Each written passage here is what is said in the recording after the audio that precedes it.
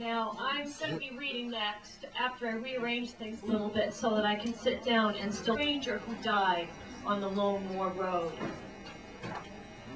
We were sitting in the kitchen on a recent rainy Saturday night in Derry when a loud blast rattled the window panes. It was very close and small, or far away and big. We assessed the size of the bomb. Then we went on about our business, which was the normal happy pursuit of a leisurely Saturday night at home. We made tea and talked and watched television. 400 yards away at the top of the street and left along the Lone Moor Road, a young stranger lay dead. He was a 21-year-old soldier of the British Army.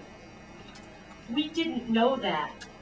We did know that the late-night news broadcast from faraway Belfast would tell us within a couple of hours what just happened in our city.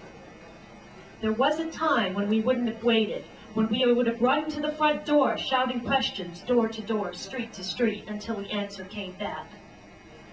But that was long ago, many bombs and bullets ago, many deaths ago, many years ago.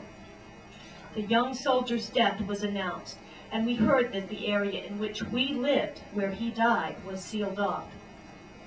It used to be that the announcement of what amounted to a curfew would have sparked off a protest, but that day too had long since departed. In any case, it was raining and after midnight, and who would want to be abroad in such conditions? We went to bed. The night was ruptured by the screeching clatter of the helicopter crisscrossing the sky just above the chimney. Back and forth for hours it went, probing us like a dreadful mechanical giant mosquito. A young stranger was dead nearby, and we were trying to sleep. And the only link between us and him was made by the remote control of a television screen and a helicopter with infrared lights. The bleakness of the human condition in the North when an active war had been carried out was underlined next morning at Mass. The priest announced that no visits could be paid to the cemetery that day, as it had been closed off by the British Army for inspection. The bomb, we already knew, had been concealed in that portion of the cemetery wall which fronted the Lone Moor Road.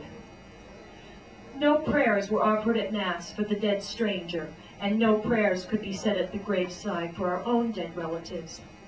A ghoulish trade-off unconsciously made. There was some public recognition of the soldier's death in the form of ritual condemnation from both sides. It was professional. The personal element of regret at the death of the member of a community was absent. The dead stranger was not a member of any northern community. When a member of the RUC or the IRA dies, or someone from the area is killed because of the war, we all get to hear, in some way, what sort of a person had passed away. Relatives are filmed going to the funeral, neighbors turn up at the wake, local newspapers record tributes and sayings. No such tribute was accorded to the British soldier who died in Derry. No politician from his homeland bothered to call in mourning across the ways. No local journalist was asked to file from the soldier's birthplace what manner of a man he was, or how his wife learned the dreadful news, or how his parents felt about their dead son. No one from the North went across the channel for his funeral. No keepsake was left on the little pile of rubble where the wall was breached. He was truly a stranger among us. He did not belong to the North or to Ireland. He was a British soldier, and he died far from home on the Lone Moor Road.